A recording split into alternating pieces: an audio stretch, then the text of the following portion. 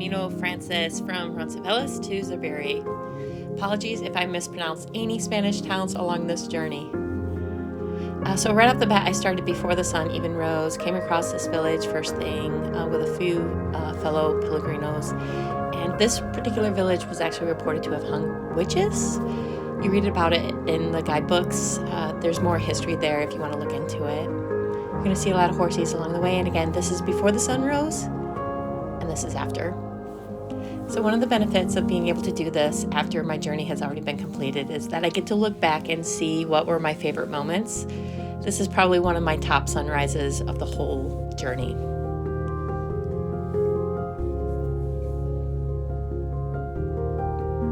I am going to include markers along the way. I was fascinated with them. Your eyes just instinctively start to draw to them because you're constantly looking for them. And there's so many different variances of it. Like, for example, I even came across a tree with just like a little bit of plastic that had the Camino marker on it.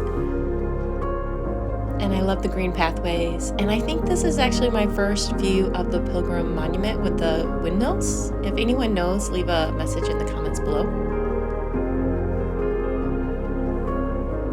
And I'm fascinated with how many different types of paths there are on the Camino also. So some were just these beautiful inlaid bricks or natural stone pathways that were absolutely stunning. I was just floored that people would be so kind to lay this out for my journey and other pilgrinos.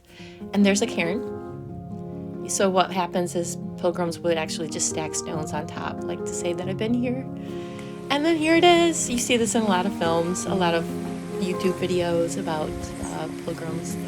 Essentially, it's a bridge that's helping you get across a waterway. And you can see I'm pretty tentative at first. Watch this.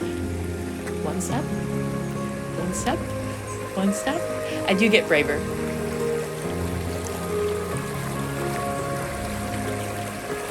There we go.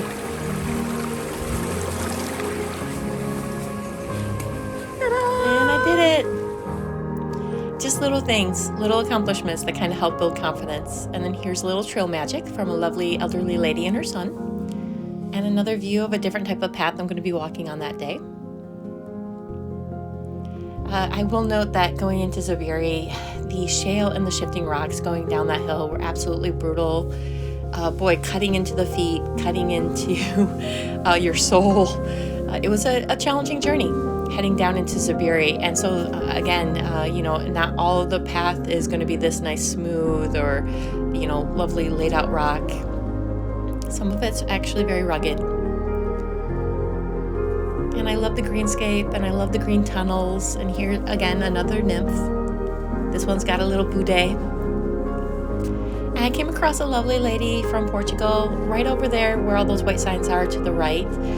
That is where I met her, and she just told me, you know what you need to do? You need to go and just stop and take it all in, and it's okay to sit. And so I did. And so if you see that little rock right there, that little stone bench, I sat there and took in this particular view.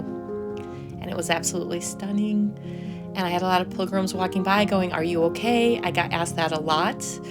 I didn't really know how to respond at first. Like, do I not look okay?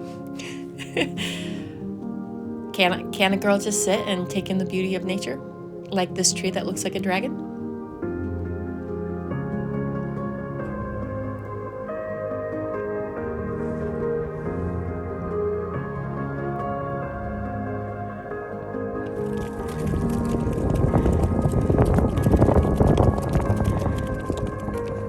Again, another green tunnel. Love walking through the green tunnels. You just feel like you're in this fantasy world.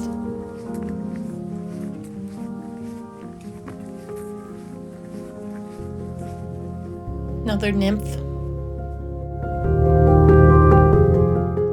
So I've made it into Zuburi. Right there is my albergue. The moment you cross across the bridge over there on the left. This albergue was kind of interesting because I was limping in on a bad knee. I had injured my knee about 9 months earlier, meniscus tear. I lost my mom that year as well. So it meant that essentially my pilgrimage had started with a bum knee, a little bit on the tentative side with that, overweight, undertrained. There were a lot of questions. So when those pilgrims were asking, am I all right? I think they were just seeing a lot of this worry about what I was experiencing in my inner thoughts. And so, interesting enough, and I say this because I think I'm going to be a little bit emotionally vulnerable right now to anyone listening, is that right in the albergue right there, I sat in a bed and I wondered, gosh, am I even strong enough to complete this? My knee was throbbing. It was hurting really bad.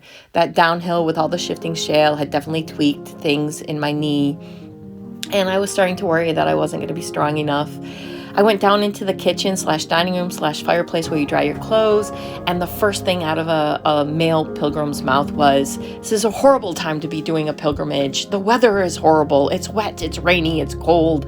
No albergues are open. He just literally complained the entire time I sat there in the kitchen. And normally what I would do is I would try to placate or try to absorb that negativity. But in this case, I turned my back on this gentleman. I said, that's nice. And I completely ignored him. I went back up into my room. I laid down in my bed and I said, Des, you're going to have a really good night's sleep. And then you're going to wake up in the morning and we'll figure it out then. If your knee is still hurting, we will figure it out. And when I woke up in the morning, crossing back over this bridge that you can see here now that I'm walking over to get into Zuburi, my knee was pretty good. So this is me on my journey, and thank you so much for following along with me. And if you want to follow along on the rest of my journey, be sure to like and subscribe, because then you'll get your notifications if you click on the notification bell as well. And I'm going to be posting my entire Camino all the way from Saint Jean to Santiago. So thanks again for stopping in and following along with me. And my next step is going to be from Zuburi to Pamplona.